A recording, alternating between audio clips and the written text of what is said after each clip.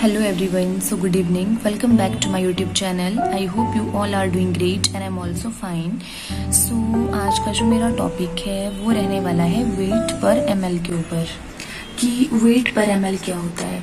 ये आप सबको पता होना चाहिए कि वेट पर ml क्या होता है। देखो तो वेट ये बोल रहा है वेट पर ml कि जब आप कोई भी लिक्विड बना रहे हो, फॉर एग्जाम्पल आप कोई सिरप भी बना रहे हो, तो उस सिरप में 1 ml में कितना वेट है वो हम चेक करते हैं।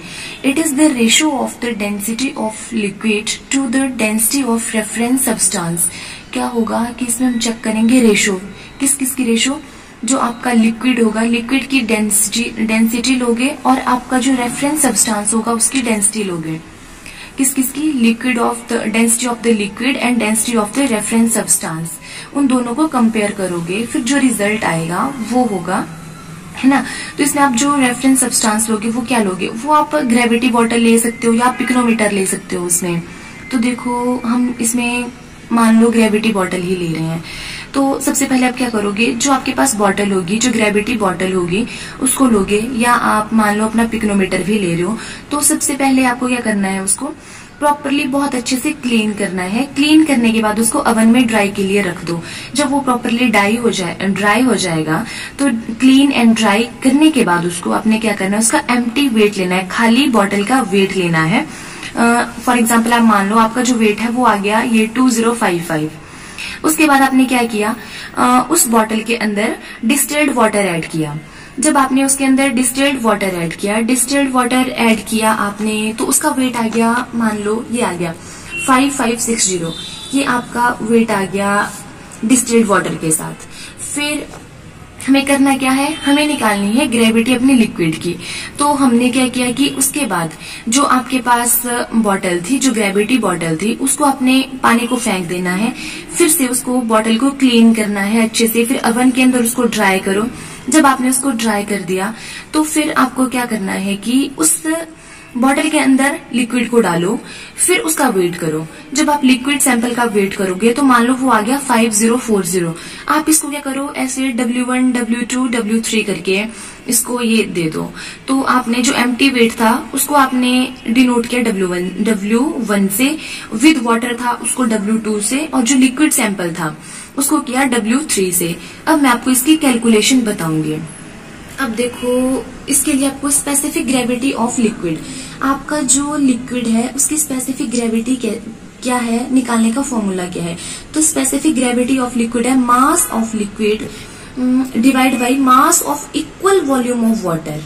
देखो तो उसके लिए ये फॉर्मूला लगाने से पहले आपको सबसे पहले ये कैलकुलेट करना है कि जो आपका मास ऑफ लिक्विड है, ये देखो मास ऑफ लिक्विड सैंपल, मैंने आपको ये बताया था ऊपर, देखो मास ऑफ लिक्विड सैंपल बोल रहा है, मतलब ये लिक्विड सैंपल का मास ये आया था 5040, जिसको अपने W3 से डिनोट किया था।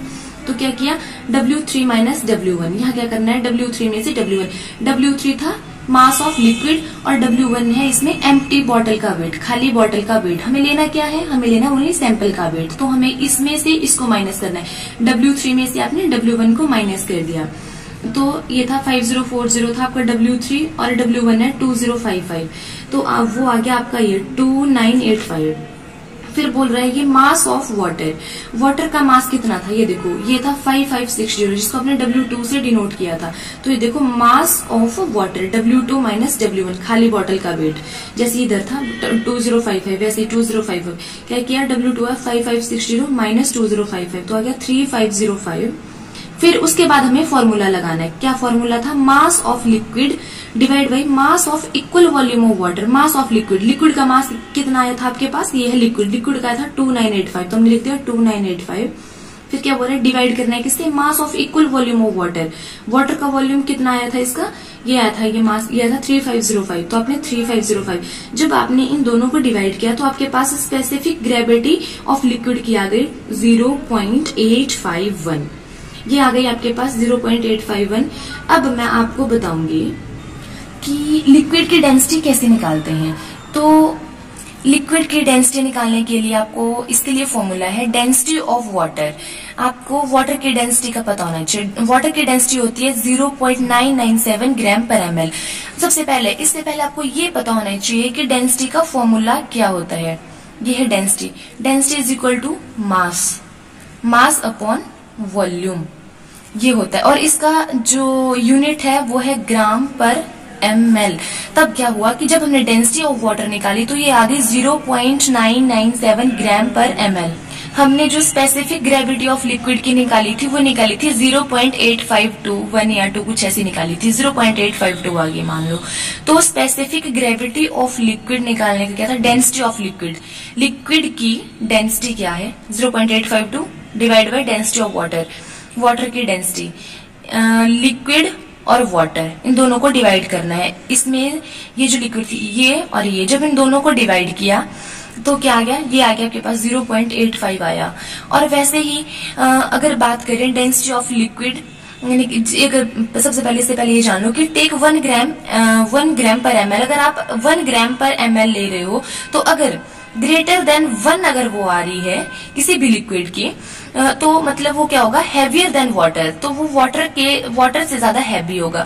तो अगर वाटर से ज्यादा हैवी होगा तो क्या चला जाएगा, नीचे बैठ जाएगा, बिल्कुल नीचे बैठ जाएगा वो, है ना, सरफेस के ऊपर बैठ जाएगा। बट अगर वो क्या होगा, आपके लेस देन 1 होगा। अगर वो लेस देन 1 होगा तो मीन्स के लाइटर है आपके वाटर से, तो वो क्या करेगा, आपके जो पानी है पानी की सतह के ऊपर फ्लोट करेगा, वो तैरेगा।